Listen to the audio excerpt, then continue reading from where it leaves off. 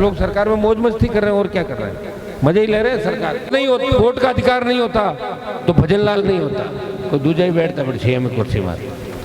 आज भगत सिंह का नाम हम लेते हैं, उबाल आ जाता बच्चों के अंदर, चाहे किसी भी जाति का हो। और मुझे खुशी इस बात की है कि सर्व समाज के लोग राणा पूंजा भील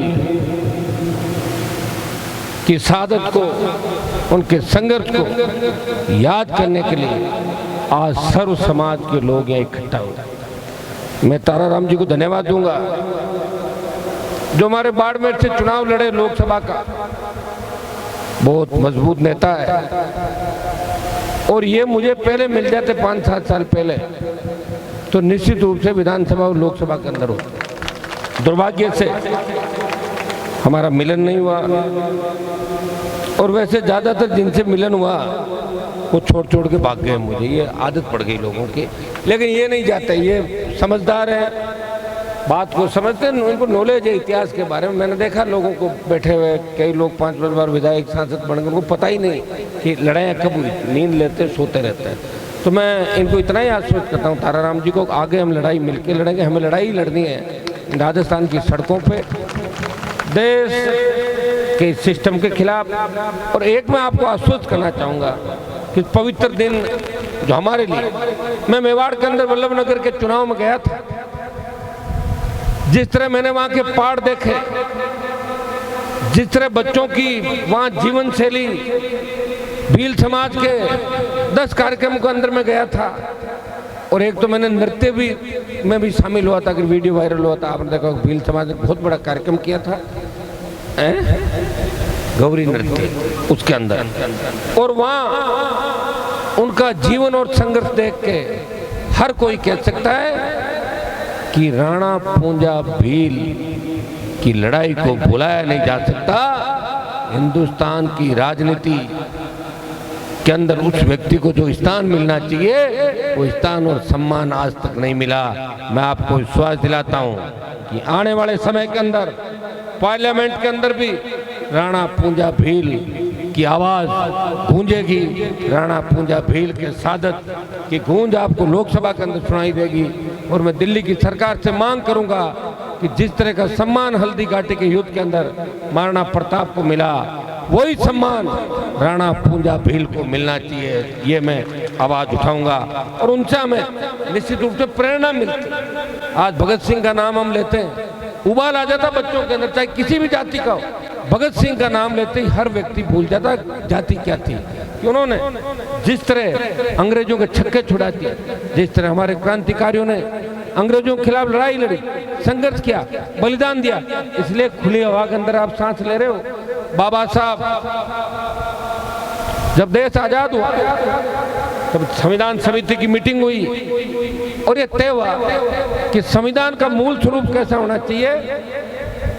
150 साल अंग्रेज हिंदुस्तान के ऊपर काबिज रहे, हमें लड़ाया, फूट डालो राज किया, अलग अलग जातियों में बंटा हुआ देश, अलग अलग टापुओं में बंटा हुआ देश, अलग अलग संस्कृति, अलग अलग भाषाएं, अलग अलग जातियां, सीधे लोग इस हिंदुस्तान के।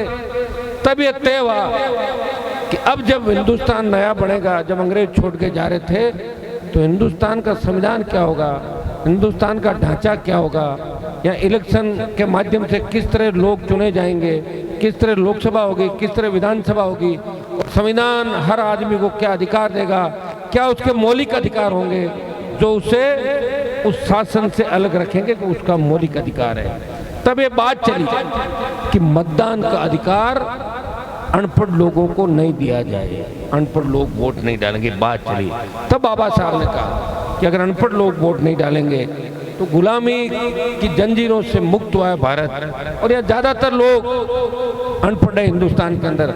अगर ये वोट नहीं डालेंगे तो अंग्रेजों के राज के अंदर और चुनी हुई व्यवस्था के राज के अंदर कोई अंतर नहीं होगा।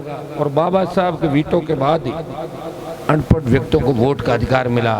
ये ताराराम जी ने बात सही कही कि हम पोलिंग बूथ पे जाकर जो वोट से अपना नेता चुनते हैं, उसमें डॉक्टर भीमराव अंबेडकर का सबसे बड़ा योगदान था। इसलिए देश की प्रत्येक जाति, देश का प्रत्येक नेता उन्हें श्रद्धा सुमन अर्पित करता है, उन्हें श्रद्धांजलि अर्पित करता है और उनके जयकारे लगाता है। बाबा साहब किसी जाति के नेता नहीं है।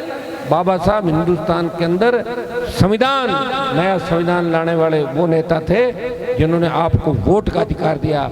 और अगर वोट का अधिकार नहीं होता तो मैं तो मेरा ही बता दूं और पुराने बता दूं कि हम यहाँ नहीं होते। वोट नहीं लगता कहने फिरता आप बताओ मैं, वोटों के लिए तो सारे घूम रहे हैं यहाँ पे।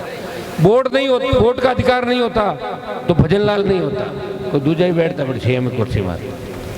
भाई वोट का अधिकार नहीं तो भजन लाल ने कुछ सीएम बना तो बेचारा ना।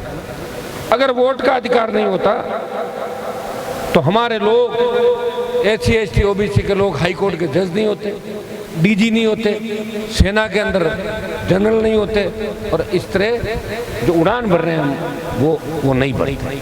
तो वोट से तो सबको जो लोकतंत्र के अंदर, और ये चुनी हुई सरकारें वही फैसले करती है। आज सबसे ताकतवर कोई है? लोग तो कहते हैं कि विधायिका, कार्यपालिका, न्यायपालिका, नहीं, विधायिका ही सबसे ताकतवर है। अगर विधायिका ठान ले कि हमें ये कानून बनाना है, वो कानून बन जाता है। कोर्ट का काम तो कानून की पालना करवाना है। काम सबसे मजबूत कौन हुआ? विधायिका। लेकिन हमारे लोग कमजोर हैं, इतने कमजोर के तो गुलामी, लोगों के खून के अंदर गुलामी, गुलामी, लंबी मानसिकता बदल नहीं सकती, लंबा समय लगेगा। शाम को क्या खाया सुबह भूल जाते हैं, सुबह क्या खाया दूसरे दिन कल कहीं खाया ध्यान ही मन तो ये चल रहा है हड़ा बोड़। तो ये हड़ा बोड़ का ही सिस्टम है मेरे भाई। मैं 2018 के अंदर पार्टी बना के लड़ा, 3 सीट आई। 5 साल में मोदी और अमित शाह से लड़ा, देश में लड़ा, वापिस 1 पे आ गया। 20 साल लड़के जहाँ पहुँचा वहाँ वापिस आ गया। तो मुझे लग रहा है कि मैं लड़ाई क्यों लड़ी, 20 साल क्यों खराब किए।